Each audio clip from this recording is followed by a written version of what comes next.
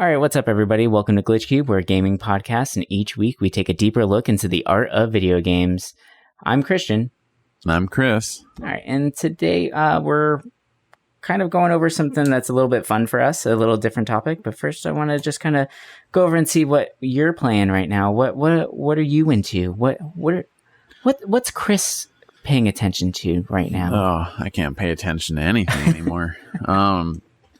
So I've been trying to work on my backlog, and right now my main focus is playing through Final Fantasy VI. Okay. I never got too far into it originally. I think I got right before the world changed. Mm-hmm. And that was it. Like I originally had played it on the PlayStation 1. The load times were terrible, and I couldn't deal with it anymore. Flash forward to now, I'm playing like a modded Final Fantasy VI on the Game Boy Advance, and I'm loving it. I can see why people praise this game. It's fantastic. It's a good one. Yeah. I think I'm pretty close to the end because I'm at the point now where I'm just collecting like all of the espers, and I have all the possible teammates you can get, and I'm just enjoying it. You know, it's not overly difficult. I somehow over leveled, so the game's just kind of a breeze for the most part. Right. But it's fun. I really like it. Like, I'm trying to burn through a lot of big named games that I missed out on or never beat, and this was like my number one. Like, I need to play through this, so that's my main focus. I just picked up the Prinny 1 and 2 for the Switch. I love Prinny. It's fun. Yeah, it's hard, but it's fun. It's super hard, but the character design is fantastic. And oh yeah, the writing is great. And I remember playing that one on the PSP, and my sisters and me and like my whole family at the time, we just kept saying "dude" all the time now because of it. They're like, "What's up, dude?" I love Prinny, that adorable little death penguin. And it's like I never played the Disgaea games, honestly. Like I played, I think, a little bit of the first. I own them, but they're so menu heavy. They're hard to get into. When I play a strategy RPG, I like my Final Fantasy Tactics or Tactics Ogre or stuff like that. And Disgaea just seemed like it's for people that want to min-max, which I like doing, but it's like on a whole nother level with that. Yeah. But Prinny's awesome. It's if you don't know what it is, a platformer that also focuses on like actions. So sometimes you have to like swipe at them, and there's little stuff to collect on the platforms, and it's just hard, but I'm loving it. And this collector's edition came with like a soundtrack and like a little build your own Prinny. That's awesome. Which the Lego pieces for it were so tiny that I probably spent a good hour and a half to 2 hours building this small little thing because some of the pieces didn't work, and I'm like, you know what? Screw it. I'm just going to super glue it and make it look pretty. So it works. Nice. And I love it. And it's a fun game. That's awesome. And I'm trying to do Ring Fit Adventure to stay in shape, but I never have time to do it. So those are my 3 that I'm currently playing. What about you? For me, I mean, gaming is becoming very difficult for me right now due to scheduling and all that stuff and trying to be a responsible adult. But it's, I've actually picked up Battle Chasers again, Night War, because it's on the phone now. And I am really enjoying that game. And then I have another little like idle game that I've been playing a lot of, Masketeers. I know that in the Idle episode, I mentioned that I'm not a huge fan of them, but they kind of tugged at my personal heartstrings there by making all the characters freaking adorable and wearing like Japanese inspired animal masks. They got you. So they found out how to get me, and they win this round. But besides that, really, I've been focusing a lot on like card games in general. I've been doing a lot of studying on them because I'm currently in the process of developing a card game. And really excited about it. I can't go into too much detail about it because it's still in the very early phases, but it's definitely really fun to try and figure out how to balance games on a different level. Like, I've made platformers and things like that, through Unity and everything. And balancing the games that way is either just increasing the jump or increasing or decreasing health based on certain situations, right? Adding hazards. Like it's simpler in a way of balancing. But with card games, you really have to think about multiple situations, and you're not going to get them all. You won't find all of your edge cases because someone's going to look at cards differently and interpret them differently than how you originally intended. And you can't like take that away from the player, right? You don't want to tell them, oh, well, no, you can't do that because that's just not what I wanted to do, right? It's the card games are up for interpretation because you can't be there to tell them no. So that part is a little interesting, and it's what I've been going into a lot lately, and just designing new cards and new decks for our next playtest that will be coming up pretty soon here. Whenever I can share more information about it, I definitely will. Don't worry. There'll be some plugs. We're planning on doing some live playtests in the future so that people can jump in and stream and watch us do these playtests and give us some live feedback while we're doing things. So that'll be really fun. And if I can get it open for other people to play test it, I'll make sure to send links out. It's being built in Tabletop Simulator right now so that other people can get involved, play test it, play with your friends, and then just hit us up in the Discord and let me know what went right, what didn't, what'd you find, and all that stuff. But that'll be coming in the future. We're hoping to get something like that pretty soon here in the next couple months. So I'll keep you guys posted. Hell yeah. That'll be cool. Yeah. Can't go wrong with card games. No, card games are fun. And I just love tactile games. Like, as much as I love gaming and like actual video games, there's something about having like actual cards and a board in front of you and seeing the awesome artwork and just, I don't know, and thinking about it on a whole different like strategic level, because you can just look through your cards whenever you want and say like, oh, this is a really cool combo. I'm going to add this one to my deck. So it's that kind of stuff. I'm really excited to see what comes of it and just kind of expand on it some more. So coming back to what the episode is about, we got our most hated hero and our favorite villains. Ooh, a little twist. Yeah. I mean, a lot of games have annoying villains and cool heroes, so why not do the opposite, right? Right. Would you like to start off with your favorite villain? Sure, yeah. I mean, when it comes to favorite villain, that one was kind of a tricky one to think about because you can go in so many directions with it, right? Even when looking at hated heroes, it's either like, oh, I just hated the design of it, or I really love the design of this villain. Like, I mean, obviously, for a lot of people, probably the first thing that's going to pop up in their head is Sephiroth, because he's just a well-designed character, and he goes over multiple games now. Like in Kingdom Hearts, I was talking to one of my buddies, and he mentioned Sephiroth, but he didn't mention Sephiroth from Final Fantasy because he never played the game. He was talking about Sephiroth from Kingdom Hearts and how much impact that character made on him and how difficult it was. And like he knew all of the personality traits of Sephiroth through Kingdom Hearts. Huh. And it was actually on point. I was like, oh, weird, right? So like it's funny to say that and kind of look back at those. And there's so many other like cool design villains, but the one that kind of stuck out to me, and I was looking at it at a very different angle. So I was looking back at one of my favorite games, and that's Shadow of the Colossus, right? Mm-hmm. And at first look, you're gonna think the character that you are actually playing, which he doesn't really have a name, so we just call him Wander, right?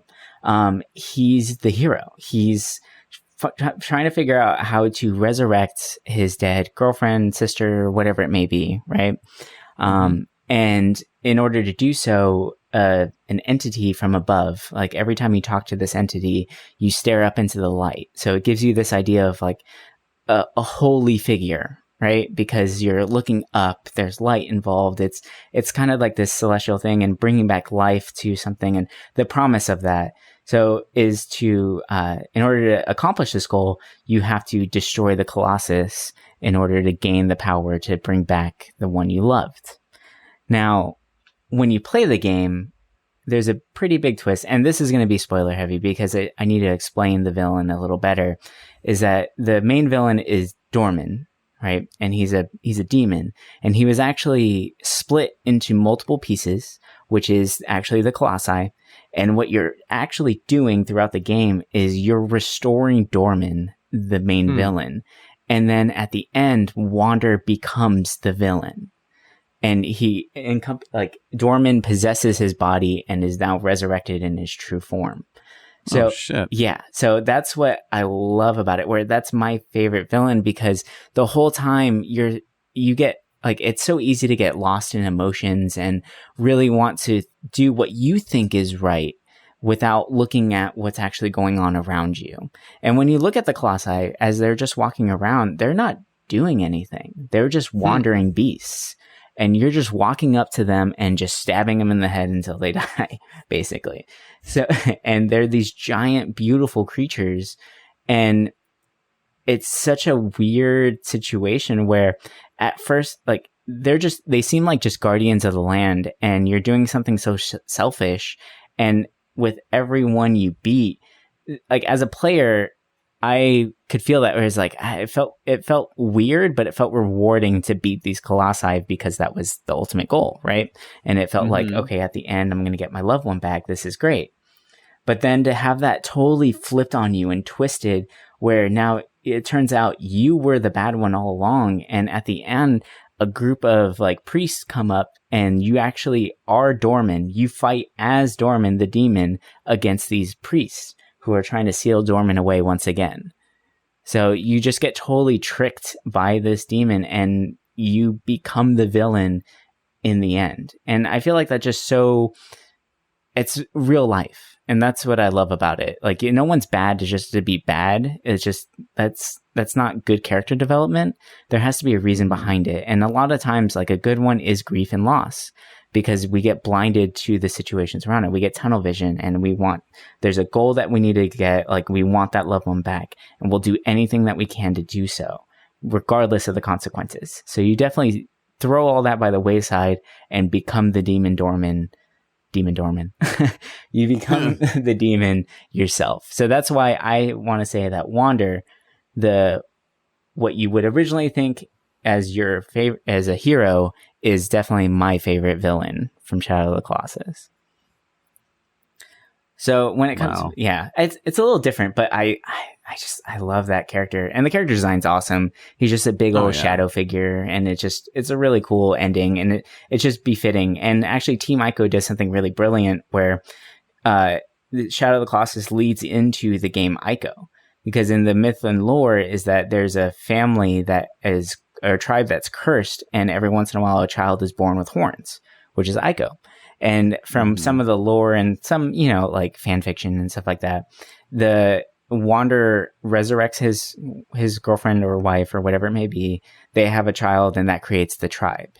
So it's you're cursed by Dorman, and that whole tribe is now cursed forever, which leads into the events of Ico. So that's kind of like the hidden lore behind it, or some of the fan-made lore behind it. Some of it's been confirmed, but not everything.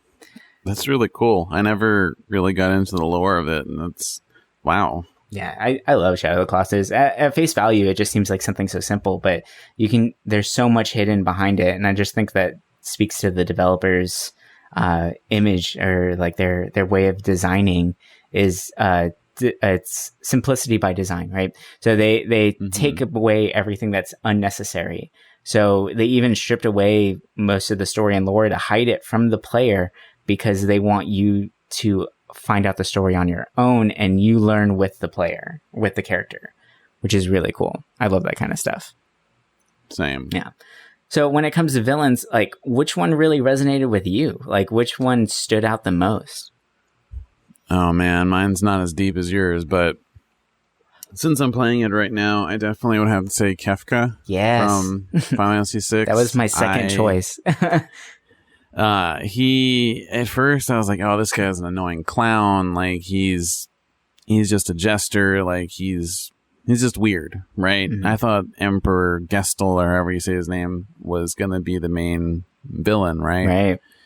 And as time went on, you start seeing Kefka, like, his true colors, right? He's more evil than he puts out, right? Mm-hmm. He's okay with killing a village in order to find something, or he poisons the water, and it's just over time you see how evil he really is, and I really love that character development of him. Like he's just driven to madness. It's like, it's not so much that he wants to rule the world, he wants to just cause chaos. And I find it really interesting that,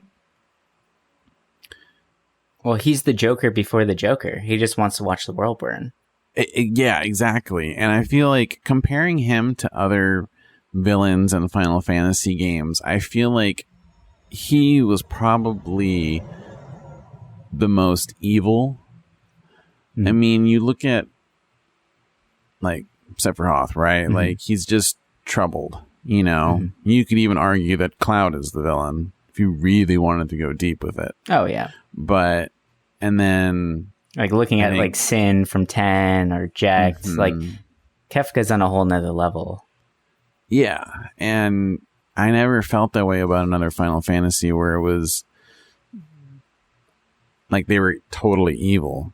And it made me so interested in the game. And because of that, I've been sucked into it. I don't want to like distract myself from the game. Right. And I think also his design's really cool. Like how he looks, like the original artwork of him is awesome, but also his sprite work, like later on, is just phenomenal. What they do with him. Yeah. I love the design of him, and the artist that does all of the Final Fantasy concept art is just brilliant. Oh yeah. What is it? Oh, Yoshitaka Amano. Amano. Yeah. Like his stuff is phenomenal, and he has so much feeling behind all of his art, and it just, when you look at the Amano art for Kefka, it's intense. Like you can just feel like, you can feel that he almost is very like nonchalantly just going through things. He's just like, yeah, mm-hmm. This is just fun for me. I just enjoy doing evil just because it's fun. Yeah. Like, and that's, I think, what is different than some of the other Final Fantasy villains themselves is that the other ones seem to have a purpose. Like, he almost feels like he doesn't really have a purpose. He's just there just to fuck with people. They either have, like, purpose or they have, like, feelings, like empathy, right? Mm-hmm. Whereas, like, Kefka, they never portray him as, like, oh, like, I got put into this by a bad predicament and that's why I'm evil, mm-hmm. you know? Like, you look at 10 with, like, Sin, it's, you know, he was, due to what was going on, he was brought that way. Whereas, like, Kefka is just evil out the gate. Right.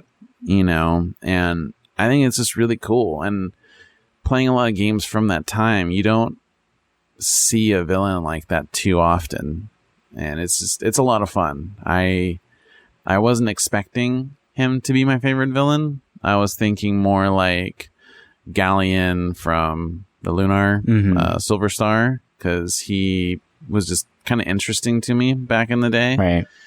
But I think, yeah, Kefka is definitely my favorite villain for sure. Yeah, he's intense. He's a fun one. Good choice.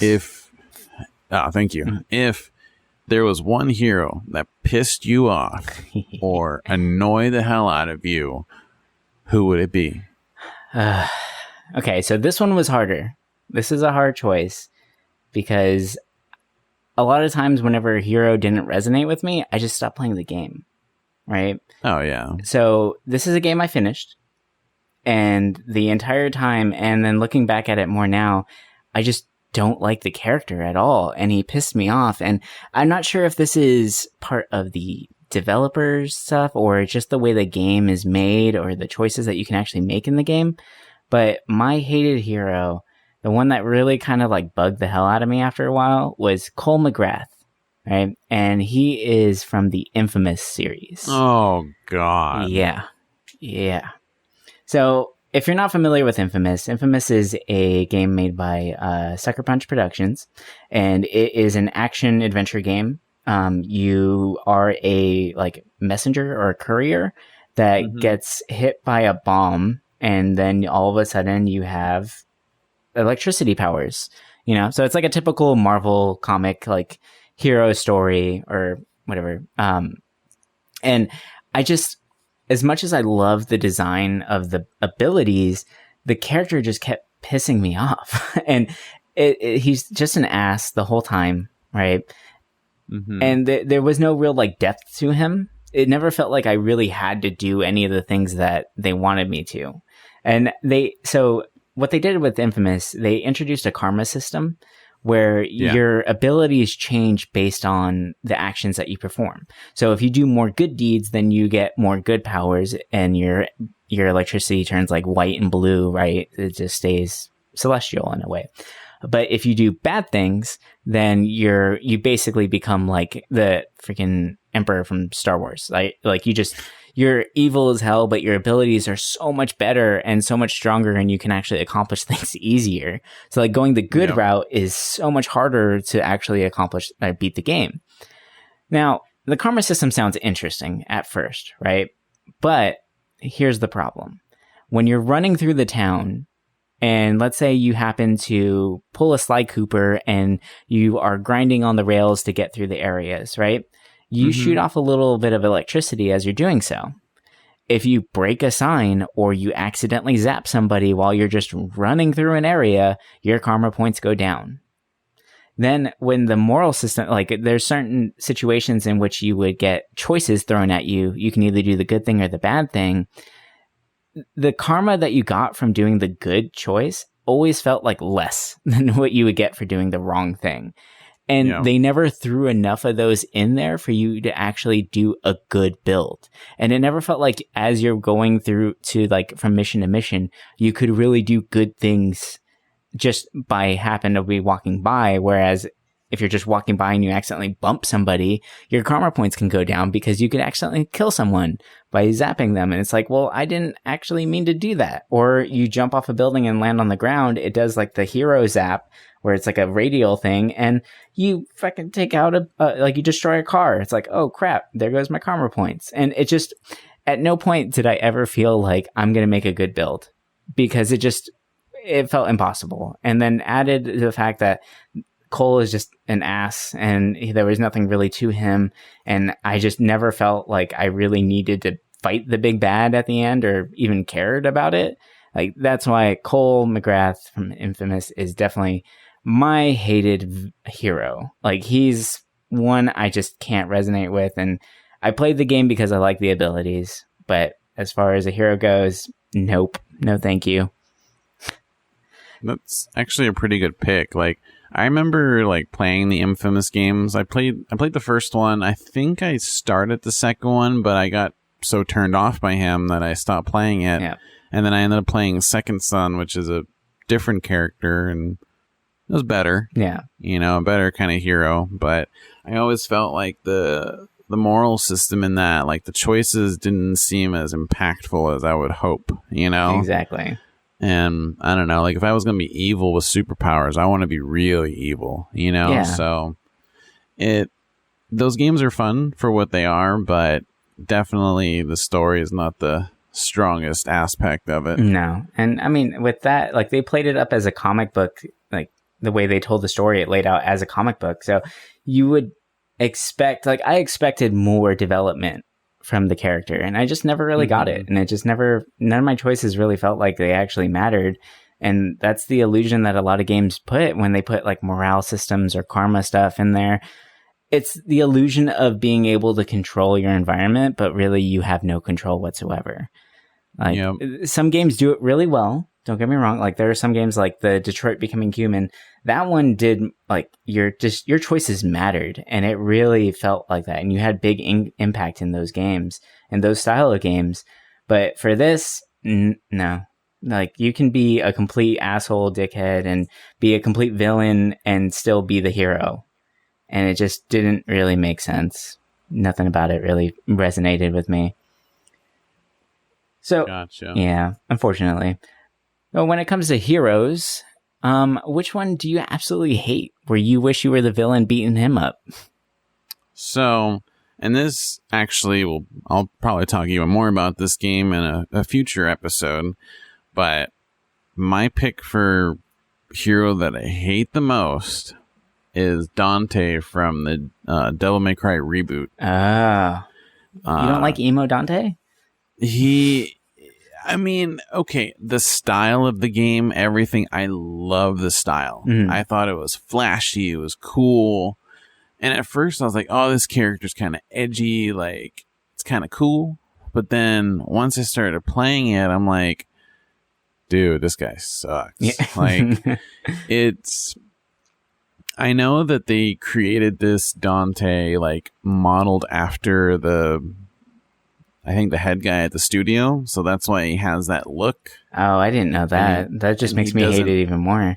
Yeah. And I was reading, like, they wanted to change the game more than, you know, what it was. And I love the Devil May Cry games. Like, 2 sucked, but, you know, we don't 1 and 3. 2. Yeah. Yeah. And 4 was great. And I just, when it came out, I was like, oh my God, this is going to be cool. Like, the music's dope. And I blocked him out of my mind while I was playing it. And tried to imagine the original Dante in it. And I was like, okay, this game's cool. Like, it wasn't as, I don't know, dark and stuff as like the older games, but it had some cool ideas, and I definitely like enjoyed the game otherwise. Yeah. I thought it was kind of lame how like you beat it and then you can get him silver hair, but he's still it's not the same, right. You know, he's still a punk. This wannabe edgy teenager. And when after I beat that, I was like, dude, this is how they end Devil May Cry. Like, that's sad. But I played Devil May Cry 5 when it came out, and I was just in love with it. Like, I loved what they did with it. I haven't fully beaten it, but I'm like, I think the last 2 missions to it. Okay. And it's a joy. I love the other characters in it. I love what they did with Dante. I think the weapons are interesting and unique and different. It's fun. I think the setting for Devil May Cry 5 is kind of, I don't know, I feel like it's kind of bland at times because you're just in this big like tower. But I mean, that's how 3 was too, and I love 3. So 3 was amazing. The game was definitely saved with 5, that's for sure. Yeah. I mean, nobody wants to play an edgelord teen. Like, it's weird. At least make them, like, if you're going to go edgy, like, go all out edgy. Like, this guy was, like, he was, like, trying to be funny, edgy, and just, I don't know, he was annoying. He's, like, one of those annoying dudes that you would see at, like, either a party or, like, when you're out shopping and they're just being, like, a doucheburger, you know? Right. Like, it pissed me off. Yeah, that's definitely a good one. I mean, I love the Devil May Cry series, and when I first saw that character design, I was like, oh, cool, young Dante. Maybe we'll get like a really interesting prequel, lead into the story, like it just like something fun to do with, like, wait, what happened to his white hair?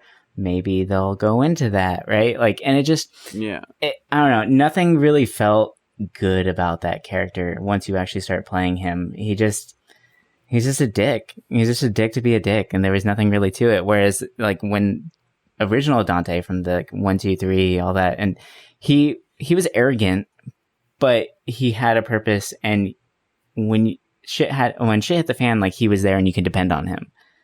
Yeah. Like, this kid, he looks like if something went wrong, like, he's gonna run away. Yeah. And it's just, I don't know, the deep V, everything, like, no. I don't know. It was hard picking a hated hero before that. Like, I was thinking, like, oh, I could go with like a simple 90s hero like Bubsy or Gex or Croc or, you know, like some hero from a stupid platformer. But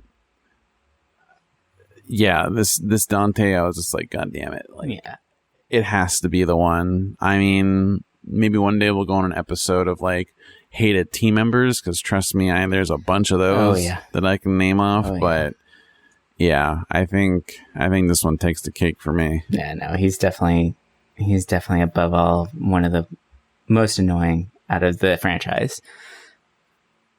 Yeah.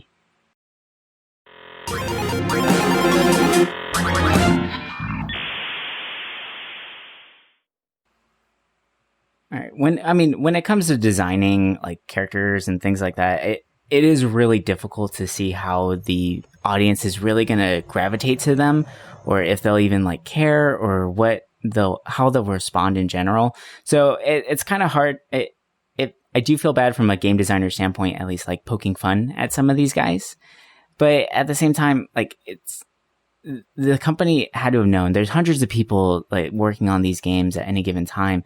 And they had to know better, right, when trying to design some of these things, and just really trying to create something that resonates with the overall audiences. And that's mainly just for the heroes themselves. Like, you really have to think about who you're playing, and you know that the player is going to be using these guys for 10 plus hours, so they really need some depth behind them.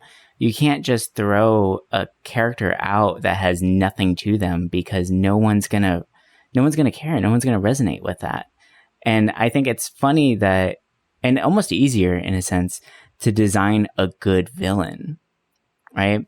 Like, when it comes to villains, the initial response is make something that wants to watch the world burn. Make something a big bad, like a crazy powerful being, and then just slap cool design on them. Slap like let's put some horns and some devil eyes, and we'll just make them 50 feet tall, and there you go, done, boom, package it up, we're ready to go. But then you start thinking about like which hero matches that villain, like which one's the exact opposite, right? Like, who counteracts this villain the best? And that's definitely really difficult, and I really do commend a lot of the good designed heroes. Like, there's so many well designed stuff. Like, when we look at Devil May Cry, for instance, like you mentioned, that version of Dante sucks, like, in my opinion. It's just not good, because they didn't look into the depth of the character himself. Yeah. But when looking at other versions of Dante, they've done very interesting things with him, with the story. And you can see the development across. And of course, studios are going to try new things. The franchise has been around for a while, and you can't hit on everything, right? But sometimes it's tricky, it's tricky to make a good hero or make him stand the test of time. And I could see why they made those adjustments. It just didn't really work. And a lot of studios need to really, I feel like, just do the homework, do extra play tests, just throw some images out there. Look at Sonic, right? When it comes to character design, at least, right? The Sonic movie, the first one that got thrown out there, holy crap, atrocious. Right? That was disgusting. I loved it. You like the first one? The weird, like, it looked kind of funny. Like, it was funny, but that's not Sonic, man. But the fact that the audience and the public spoke out so much that they were able to change it and make something that was actually much better looking, and, or it was really Sonic in that aspect. Maybe we should do something like that for games in general. Like, throw little like snippets out there of these people and see how people resonate to them, and then potentially make adjustments. Obviously, you can't continue making adjustments forever, because the game does need to be released, right?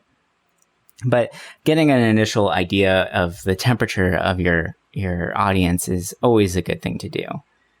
So, I think that there should always be a balance between the hero and villain. And when you look at games that have a really good story and a really good cast, there's always like a connection of sorts between the hero and villain, either being polar opposites or having some kind of like similar motive or something behind them. Yeah. When you have these games where they change a formula, so like with Dante, like, there was a formula of Dante always being a certain way in the past games. You didn't need to change the formula. Yeah. And that's more of a problem with sequels. And this goes for a lot of other games with sequels. Like, the growth of a hero or a villain can either get better or worse. And like, for me, another one that kind of had that was Kingdom Hearts. Like, over time, I just started losing interest in Sora. Like, Kingdom Hearts 1, I liked it. Yeah. 2, okay, like, it was more of the same. But then anything after that, I'm just like, it felt stale. There was no growth with the character. He stayed the same throughout it all. So, changing up the characters villains, is what needs to be done. Like, they need to evolve over time, because your audience is growing over time. We're aging too. So we want to see those characters age with us. Exactly. Yeah. You can't make the same character in every game, you know, like that works for Zelda, but that's because Zelda doesn't talk. You know, any game that has a non-silent protagonist needs to have growth. Otherwise, you know, years go by in game and your character's still acting the same. It's like, no, that's not real. Not cool. It's not real. And like you were saying, like it's easier to make a villain because you can easily think of, oh, I want them to be destructive. Oh, I want, you know, them to look cool and bad. And it's easy to make a villain, but I feel like it's harder to make a hero because some key things with a hero is they need to be relatable. Yep. Some people, that's how the only way they can play as a hero is it has to relate to them. It's somehow, you know, or make it where the like conviction or like the journey is worth it, where you see the hero grow with the journey. Yeah. And if the hero doesn't have either of those, it's like, it's kind of boring, you know, you can't relate. You don't have the urge to actually play the game. Like a good villain can only carry you so far where you want to see more of them. But if the cast is like blank, then it's not really worth it. Yeah, no, agreed.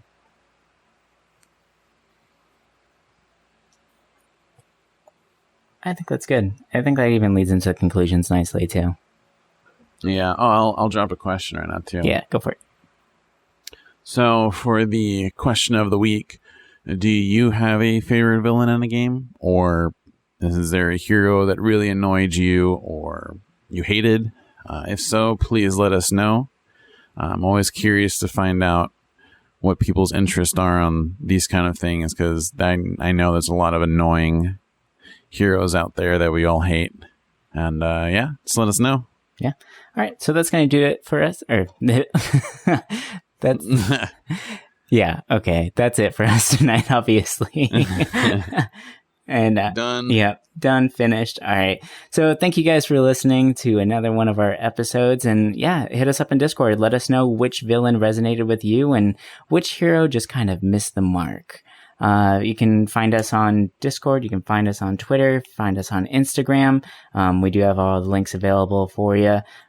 Yeah. So thank you for listening. We do have a Facebook now too, by the way, guys. Oh, yeah, that's right. It's Facebook.